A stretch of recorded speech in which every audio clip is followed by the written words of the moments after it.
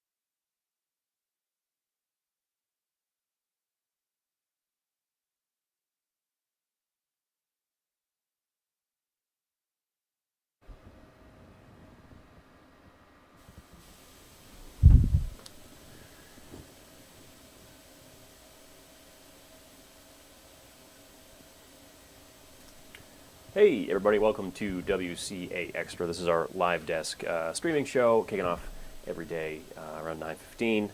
Today we're talking about an event from yesterday, which is just ahead of the one-year anniversary of a lot of the floods that happened here. And you know, there's no better person who was there yesterday than our Rutland Bureau Chief Connor Olathorn. Connor, first of all, good morning. Good to see you. Hey, John, good morning. Morning. So kind of jumping right into it, you were out in Ludlow. Who came out to that visit and what was discussed there as kind of the day went on? Yeah, so the two representatives that were there were Senator Peter Welch and then Representative Becca Balint. They were both down there in Ludlow kind of touring businesses that some of which many were opening for the first time just a few weeks or months ago from those devastating floods back in 2023. And they were just kind of taking a look around, meeting people, talking to people in Vermont kind of about this recovery process as people were trying to get back on their feet from those floods. Right. And, you know, I saw your story this morning and you had a little bit of a, you know, kind of a cost breakdown as far as where a lot of this money went about a year ago. And, you know, so the $80 million, this is a report from Vermont Public, was in admin fees, but then about $43 million went to flood survivors. Can you kind of elaborate on that as far as just where the money is going in this situation? Yeah, so a lot of that the flood survivors actually got was to the direct housing assistance through FEMA. And I think part of that Vermont Public report was to kind of show just how much more admin costs that FEMA was getting throughout all of this process of the flood recovery. But a big portion of that was just to try to get people housed in the immediate aftermath of the floods. Right. And, you know, and again, you know, there was a little more of an overarching, you know, goal, I guess, from Senator Peter Welch. What is he asking now for long-term from FEMA as, again, we approach that one-year anniversary? Yeah, what he was kind of asking for yesterday to FEMA was kind of the long-term aspect was to really try and get local control of some of these aid relief funds and some of just the general funding and kind of the long-term aspect of where kind of Vermont is going to recover to. Essentially, he wants the Board of Aldermans and select boards in town and villages to kind of have more of that everyday control rather than FEMA. What he said is that FEMA's done a great job in the immediate short term of the aftermath, but as we look kind of into that longer term, like around this 1 year anniversary mark that we're at, that people who are actually doing the day-to-day working in the recovery and still trying to get businesses and people back on their feet, that the people who should really have access to these funds are kind of those local select boards. Right, and Connor, you were out there for quite a bit yesterday. You talked to any businesses as far as what they dealt with from a year ago to where they're at now, as far as kind of that recovery and the cleanup process there.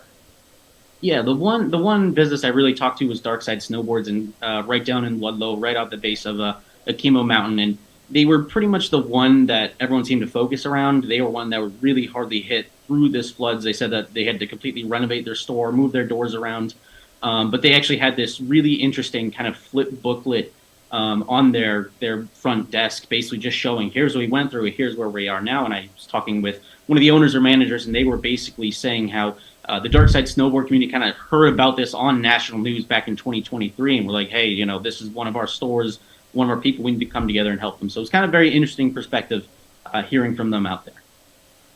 Yeah, Connor, absolutely. Thank you again for shedding some light on this. And of course, just after you hop off here, we'll play your story again for anyone who missed it. But Connor, thanks for hopping on this morning, and I know you probably got a busy day ahead of you, so I'll let you go. But yeah, enjoy the day and enjoy the July 3rd as much as any of us working can. So, but yeah, again, Connor Oliver, thanks for stopping by. Yeah, thanks, John. Appreciate it. Great, thanks. Again, that was Connor Olathorn, our Rutland Bureau Chief, kind of talking about some of the flood recovery at an event yesterday by Senator Peter Welch and Congresswoman Becca Balint.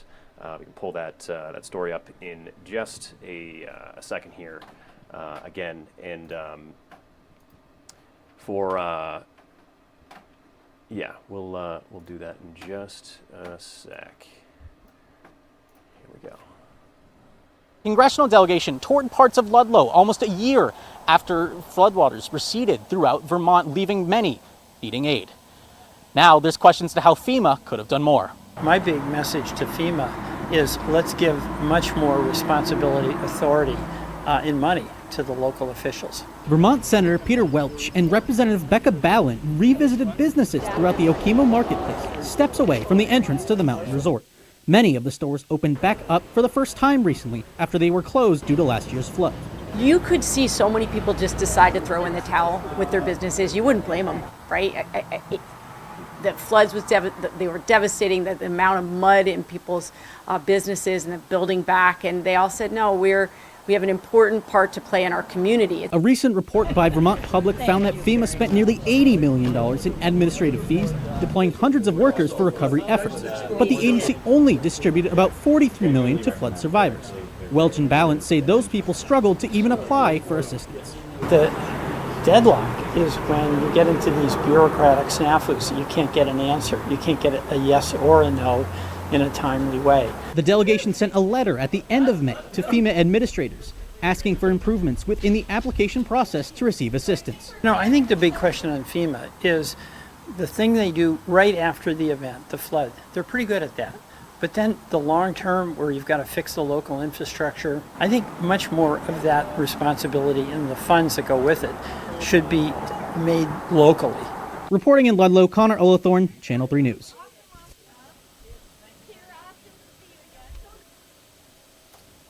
And again, that was our Connor Olathorn. Again, just kind of recapping an event that happened yesterday. And with that in mind, it is certainly, we've done quite a bit of extensive coverage on flood recovery throughout the past year, and it's really just not the end of it. Really just like to push again to next week, Wednesday, July 10th, for the Vermont Underwater 1 year later. And some coverage from us on Channel 3 News at 4, 5, and 6. And again, if you tune in for that, and if you missed Connor's story, you can check that out on WCAX.com. And kind of shifting gears here, we're taking a look at the Church Street Marketplace. They're kind of gearing up what I would assume is for tonight. Yes. The big day. A busy few days ahead, if you will. That's right. By the way, Connor Olathorn, a fellow Quinnipiac Bobcat. Oh, okay. Yeah. He's like 2 years younger than me, I think. So Yeah. Did you know him in school? Or? I did a little bit. Okay. Yeah, we overlapped for a couple of years. Okay. But I was also a pandemic. Yeah. We were pandemic, I know students. that. I know that feeling. So, yeah. But yeah, what can you tell us as far as today goes? I know we're faring pretty well, Peter, as Yeah. far as the weather goes tonight. Big fireworks show tonight for Yep. a lot of people. So, And we, all things considered, not looking too bad out Yeah. there. A little bit more in terms of cloud cover than what we have seen here over the last several days for the day today. But other than that, I think we're looking A-okay. We'll take you out and about on satellite radar right now. You can see a few clouds starting to drift in from the west that are part of a frontal system that will begin to make its arrival here as we head through the course of the night tonight. Otherwise, not a bad start to our Wednesday morning. And we'll generally talk about a mixture of sunshine and clouds here as we head through the course of the day today. Take you outside towards Newport real quick. You can see they're kind of contending with a little bit of those clouds, kind of making the sky a bit more milky this morning. 71 degrees as we overlook Lake Memphremagog there. This will also take you outside towards Burlington. Burlington coming in at 73 degrees right now. Mixture of sunshine and clouds. Notice that breeze out of the south between 10 and 20 miles per hour. We are going to be talking about that here as we head through the course of the day today. So you will definitely notice that breeze at times out of the south, at times gusting upwards of even 30 to 35 miles per hour. Temperatures in the 60s and 70s right now. We got 71 for Saranac Lake, 70 Plattsburgh, 67 in Montpelier, 68 St. Jay, 69 in Lebanon, 72 right now to kick off our Wednesday morning down towards Brattleboro. Here's how the rest of the day shapes up again. We'll generally talk about a mixture of sunshine and clouds here as we head through the course of the daytime hours today. Heading towards this evening, I think we start to see a bit more sunshine, but you can see a few more clouds off to the west out by the St. Lawrence River Valley. Those gradually expand eastward. We'll stop the clock at 9:30. You can see a few showers across the far western portions of our area out towards St. Lawrence County as well as out towards Lake Ontario. The good news is any fireworks shows that are taking place, like the big one here in Burlington tonight, looks like we should stay primarily dry for that. But then those rain showers begin to drift eastward, probably beginning to get in on some of those as we head towards after midnight tonight. The good news, any rain that we see tonight, fairly quick moving. By the time we roll around towards tomorrow morning, we're actually talking dry conditions overhead, and we'll talk about a mixture of sunshine and clouds here as we head through the course of your 4th of July Thursday. More of the same for the day on Friday, mixture of sunshine and clouds, maybe a pop-up shower here and there, but most of us should stay primarily dry. So all things considered, if we're going to have to see some rain, I guess it's good news that we're seeing it really late tonight and into the really early morning hours for your day tomorrow. Again, heading out to the fireworks on the waterfront tonight, we'll talk about mostly cloudy skies overhead, breezy conditions, as I mentioned. So keep that in mind, especially if you want to view those fireworks from the lake itself. We could be talking, you kind of bobbing up and down on that boat with seas upwards of 2 to 4 feet. So you'll probably notice that here through the course of the day today as well as the night tonight. Dew point wise, we're still fairly comfortable out there right now. Dew points in the 50s, but take a look as we head towards tomorrow. They kind of start to inch back up into the 60s. Once we start talking dew points in the 60s, that's when you start to notice a bit more of that stickiness in play, and that will continue to be in play here as we round out the rest of this week and head through the next weekend as well. So your forecast for the rest of the day today, mixture of sunshiny clouds out there again. Notice that breeze out of the south between 10 and 20 miles per hour. Daytime highs, they'll climb back into the 80s here as we head towards this afternoon. Tonight, overnight lows are going to fall back into the 60s. Those clouds giving way to a few showers, maybe an isolated thunderstorm or two, but I think most of us will stay fairly dry here through the course of the night tonight. Then heading into your day tomorrow, 4th of July, Thursday, looking and feeling summer-like, a good amount of sunshine overhead, also mixing with a few clouds. Temperatures in the mid to upper 80s. Some of us could be pretty close to that 90-degree mark. Also starting to notice those dew points just creep up ever so slightly and turning a bit stickier. So Thursday, Friday, not looking too bad. A good amount of sunshine overhead. So we head towards Saturday, the first half of the weekend. Start to see a few more clouds, a chance at a few rain showers, especially Saturday afternoon. A few of those rain showers could continue into Saturday night in the first half of the day on Sunday, but Sunday really looking to be the pick of the weekend. I think we get more sunshine going here for the day on Sunday. That sunshine also carries over into the start of next week. So all Yeah. things considered, not looking too bad here as we head through the next several days. Yeah, Peter, and I feel like 4th of July, like festivities, Yeah. have always fallen or continue to start falling on the 3rd. So now you get to actually Yeah. 4th of July, you're probably waking up late. Yep. Day's pretty slow. Yeah. But that's actually the day. That's So- actually the day. Yeah, so I wonder if is there a lot of widespread tried and true July 4th celebrations? Just I mean, fireworks, etc. I know I feel July like- 3rd is the day usually. I feel like July 4th for anything that I used to do was like the day for the family, the barbecue, and then the bulk Yeah, of maybe the that's festivities the- were, in and around July 4th. Right. Yeah. Yeah, maybe July 4th is actually stay at home, you're grilling, Yeah, everything else. Yeah. I don't know, extracurricular. it's wise, different for everybody though. Yeah, that's true. That's true. I know back home, I know Boston Pops. Oh, that's right. Yeah. I did that once. It was chaotic. So I- yeah, it was fun. I was home this weekend, and they Yeah. were setting up for it. So, but yeah, it'd be a fun day.